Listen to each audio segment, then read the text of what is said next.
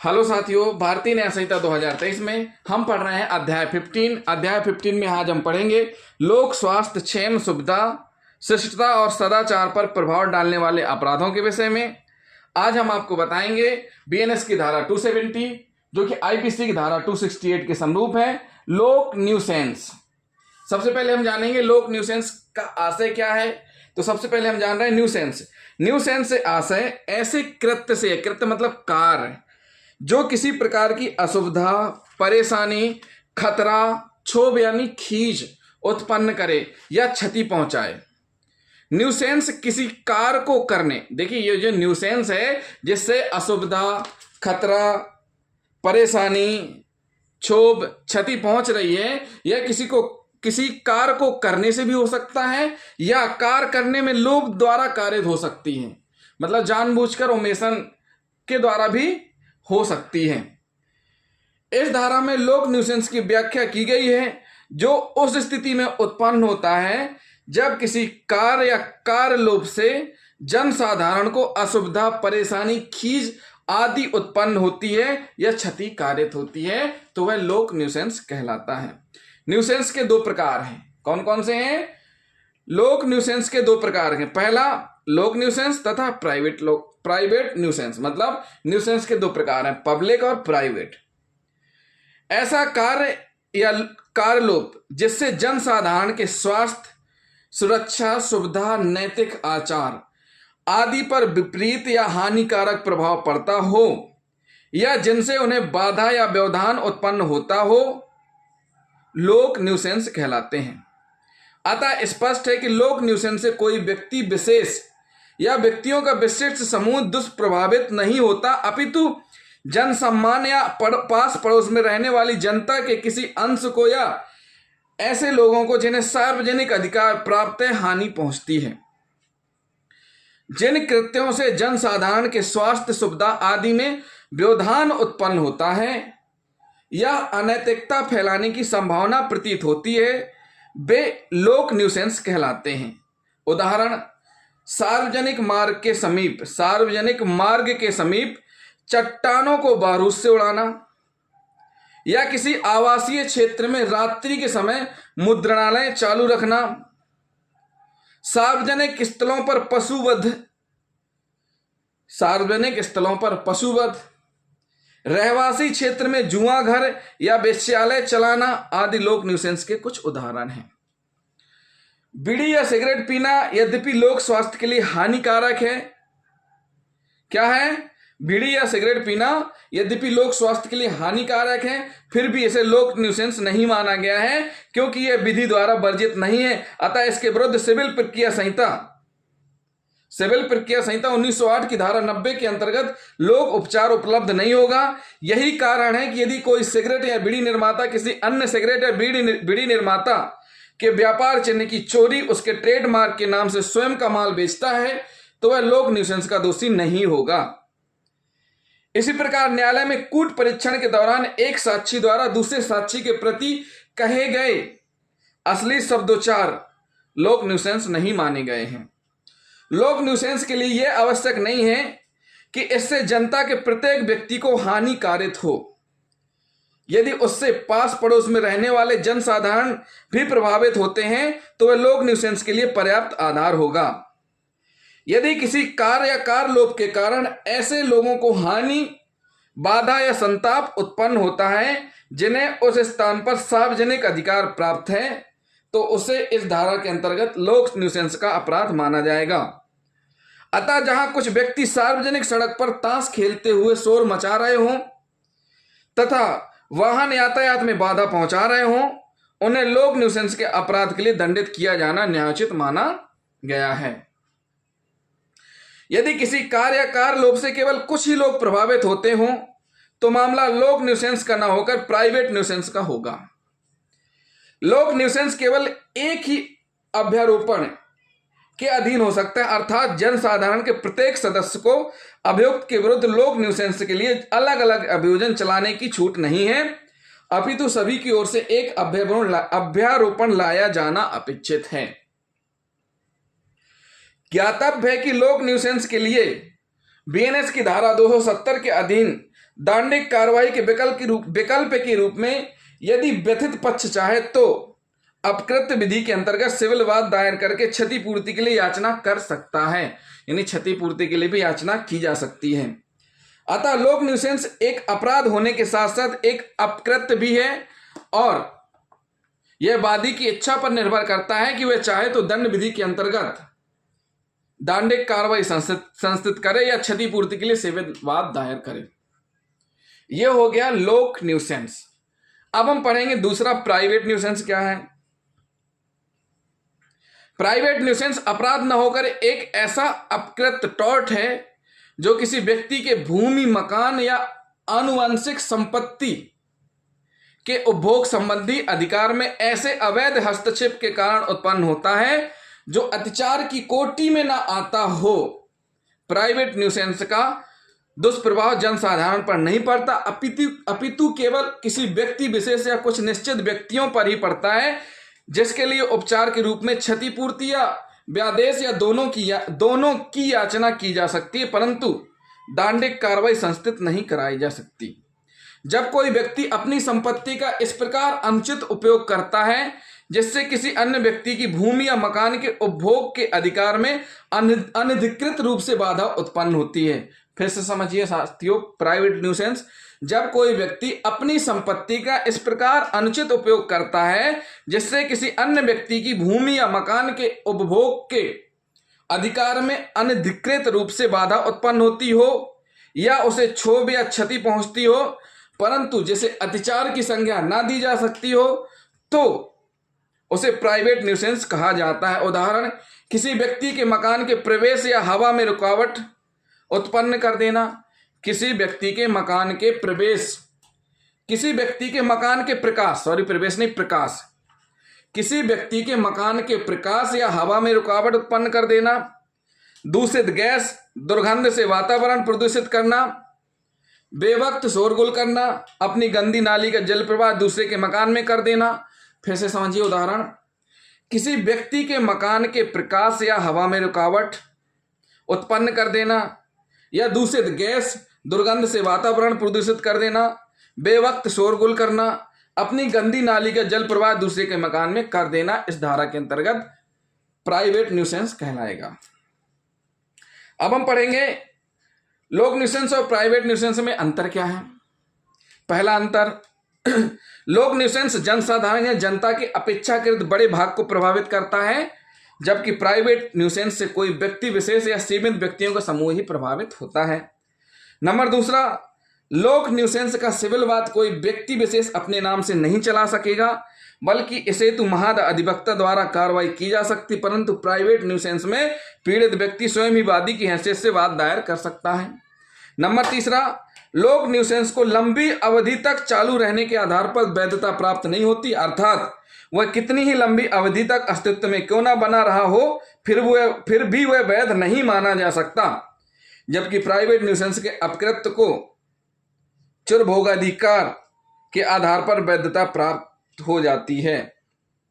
Number चौथा, पीड़ित या व्यथित व्यक्ति बिना न्यायिक कार्यवाही किए स्वसहायता द्वारा प्राइवेट न्यूसेंस के कारण का उपशमन कर सकता है, और शर्त केवल यह है कि उसे उपशमन की उचित पूर्व सूचना प्रतिवादी को देनी चाहिए, परंतु लोक न्यूसेंस को इस प्रकार उपशमित नहीं किया जा सकता।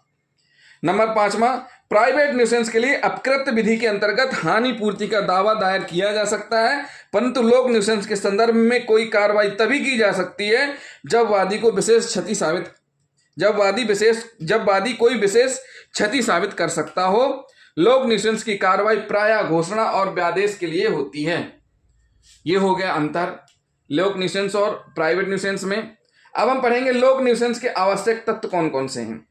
किसी कार्य का किया जाना या कार्य करने में लोप करना। नंबर दूसरा, ऐसे कार्य या कार्य के लोप यथास्थिति के परिणाम स्वरूप जनसाधारण को या अड़ोस पड़ोस में रहने वाले या संपत्ति धारण करने वाले जनसामान्य को कोई सामान्य क्षति, खतरा, असुविधा हुई हो। नंबर तीसरा, लोक अधिकारों का प्रयोग करने वाले लोगों को ऐसे कार्य या कार्य के लोप से क्षति, विघ्न, खतरा या असुविधा हुई हो।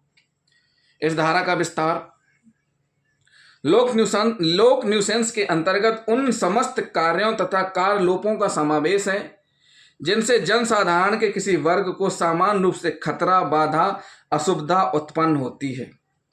प्यारेलाल बनाम संतलाल के मामले में यह विनिश्चित किया गया कि आईपीसी की धारा 268 में दी गई लोक न्यूसेंस की परिभाषा साधारण खंड अधिनियम की धारा 3 सब क्लॉज 44 के अनुसार दीवानी प्रक्रिया संहिता के प्रति भी लागू होगी। चंद्रावती देवी बनाम रामेश्वर के बाद में विनिश्चित किया गया कि यह धारा गांव के आम रास्ते में अवैध रूप से रुकावट डालने के मामले में भी लागू होगी।